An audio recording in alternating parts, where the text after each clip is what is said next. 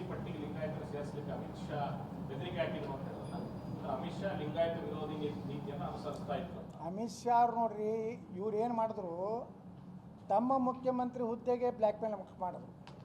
ಅವಾಗ ಅಮಿತ್ ಶಾ ಅವ್ರು ಏನು ಹೇಳಿದ್ರು, ಇಷ್ಟು ದಿವಸ ಯಾಕೆ ಮಾಡಲಿಲ್ಲಪ್ಪ, ನೀವು ಮುಖ್ಯಮಂತ್ರಿ 2 ಸಲ ಆಗ್ಯಾರ ಯಡಿಯೂರಪ್ಪ, 2 ಸಲ ಆಗ್ಯಾರ, 4 ಸಲ ಆಗ್ಯಾರ ಇಲ್ರಿ, ಅವಾಗ ಯಾಕೆ OBC ಕಳಿಸಲಿಲ್ಲ? ಮೊದಲೇ ಸಲ ಮುಖ್ಯಮಂತ್ರಿ ಆದ ಮೊದಲೇ ಕ್ಯಾಬಿನೆಟ್ನ ಮಾಡ್ಬೋದಾಗಿತ್ತಲ್ಲ.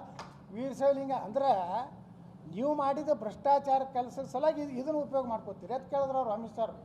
ಅಮಿತ್ ಶಾ ಲಿಂಗಾಯತ ವಿರೋಧಿ ಅಲ್ಲ, ಇದೇ ಪುಣ್ಯಾತ್ಮನ ಲಿಂಗಾಯತ ವಿರೋಧಿ. ನೀವು ಮುಖ್ಯಮಂತ್ರಿ, ಈಗ ನಾಳೆ ನಾ ಮುಖ್ಯಮಂತ್ರಿ ಅದ ತಿಳ್ಕೊರಿ, ಜನರ ಆಶೀರ್ವಾದ ಇದ್ರೆ ಹಾಕ್ತೀನಿ. ನೀವು ಭಾಳ ಏನೋ ಜೋಕರ್ನಂಗೆ ಮಾತಾಡ್ದೆ ಯತ್ನಾಳ ತಂದು ನಾ ಆದೆ ಅಂದ್ರೆ ಮೊದಲೇದ್ದು ಮುಸ್ಲಿಮ್ ರಿಸರ್ವೇಷನ್ ತೆಗೆದೋಗಿದ್ದೀನಿ, ಹಿಂದೂಗಳ ಮ್ಯಾಗಿನ ಕೇಸ್ ತೆಗೆದೋಗಿದ್ದೀನಿ. ಹಾಂ, ಆ ಕಮಿಟ್ಮೆಂಟ್ ಅವ್ರದ್ದು ಇದ್ದಿದ್ದಿಲ್ಲ. ಕಮಿಟ್ಮೆಂಟ್ ಒಂದು ಯಡಿಯೂರಪ್ಪದಿತ್ತು ನೋಡ್ರಿ. ಯಡಿಯೂರಪ್ಪನ ಆಶೀರ್ವಾದ ತಳಗೆ ಮುಖ್ಯಮಂತ್ರಿ ಆದರು. ಸದಾನಂದ ಗೌಡ, ಜಗದೀಶ್ ಶೆಟ್ಟರ್, ಬಸವರಾಜ ಬೊಮ್ಮಾಯಿ, ಇವರು 3 ಮಂದಿ ಯಾರು ಆಶೀರ್ವಾದಗಾದರು? ಒಂದು ತಿರುಪತಿಯಲ್ಲಿ ಒಂದು ಒಪ್ಪಂದ ಆಯಿತು. ಬಸವರಾಜ ಬೊಮ್ಮಾಯಿ MOU ಆಯಿತು, ಮೆಂಬರ್ ಆಫ್ ಅಂಡರ್ಸ್ಟ್ಯಾಂಡಿಂಗ್. ಅದಕ್ಕೇನತ್ತಾರೆ, ತಿರುಪತಿಯ ಸಂಧಾನ ತರ. ಅಲ್ಲೊಂದಾಗಿತ್ತು, ಎಂದಕ್ಕೆ ಸಿಮ್ಲಾ ಒಪ್ಪಂದತ್ತಾಗಿತ್ತು, ತಮ್ಮ ಗುರ್ತೈತನ. ಅಲ್ಲಿ ಇದ್ರಾಗ ಹರಿಯಾಣದಾಗ ಒಂದಾಗಿತ್ತು, ಯಾವುದೋ ಒಂದು ಒಪ್ಪಂದ. ಹಂಗೆ ತಿರುಪತಿಯ ಒಪ್ಪಂದ ಆತೊಂದಾಗಿತ್ತು. ಏನಪ್ಪ ಅಂದ್ರೆ,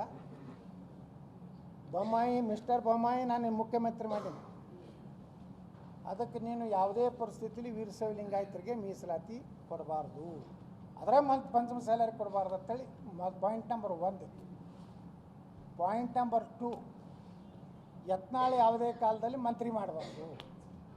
ಪಾಯಿಂಟ್ ನಂಬರ್ 3, ನೀನು ಮುಖ್ಯಮಂತ್ರಿ ಇಳಿಯುವಾಗ ನನ್ನ ಅತ್ಯಂತ ಪ್ರೀತಿಯ ಕೊನೆಯ ಮಗನ ಮುಖ್ಯಮಂತ್ರಿ ಮಾಡಿ ಹೋಗಬೇಕು. ಈ 3 ಒಪ್ಪಂದ ಎಲ್ಲಾದವು ಶಿಮ್ಲಾ ಒಪ್ಪಂದದಂತೆ ತಿರುಪತಿಯಲ್ಲಿ ಆದವು. ಅದಕ್ಕೆ ಈ ಬೊಮ್ಮಾಯಿ ಬಲ್ಲಿ ನಾ ಮಂತ್ರಿ ಕೇಳಿಲ್ಲ, ಯಡಿಯೂರಪ್ಪಗೆ ನಾ ಮಂತ್ರಿ ಕೇಳಿಲ್ಲ, ನನ್ನ ಸಮಾಜಕ್ಕೆ ಮೀಸಲಾತಿ ಕೇಳೀನಿ. ನನಗೆ ಬೊಮ್ಮಾಯಿ ಭಾಳ, ನನಗೂ ಗೌಡ್ರ ಈ ಕಡೆ ಬರ್ರಿ ಒಳಗೆ ಕರ್ಕೊಂಡು ಹೋಗ್ತಿದ್ರು ರೂಮ್ನಾಗ. ಅಮಿತ್ ಶಾ ಜೋಡ ಮಾತಾಡಿ ನಿಮ್ಮ ಮಂತ್ರಿ ಮಾಡ್ತೀನಿ, ಸ್ವಲ್ಪ ದಿವ್ಸ ತಡ್ರಿ. ನಾ ಹೇಳಿದೆ, ಬೊಮ್ಮಾಯಿರ ಈ ನಾಟಕ ಕಂಪ್ನಿ ಬೇಡ, ಈ ನಾಟಕ ಕಂಪ್ನಿ ಬೇಡ, ನಮ್ಮ ಸಮುದಾಯಗಳಿಗೆ ಮೀಸಲಾತಿ ಕೊಡ್ರಿ ಅಂತ ಕೇಳೀನಿ. ಬೊಮ್ಮಾಯಿ ಬಂದ್ರೆ ಕೇಳ್ರಿ ನೀವು, ಯತ್ನಾಳ್ ಎಂದರೆ ಮಂತ್ರಿ ಮಾಡತ್ ನನ್ನ ಬಳಿ ಬಂದಾನ ಅಂತ ಹೇಳಿ. ಬೊಮ್ಮಾಯಿ ಹೇಳಿದ್ರೆ ರಾಜಕೀಯ ನಾನು ನಿವೃತ್ತಿ ಆಗ್ತೀನಿ. ಆ ಯಡಿಯೂರಪ್ಪನ ಬಳಿ ಹೋಗಲಿಲ್ಲ.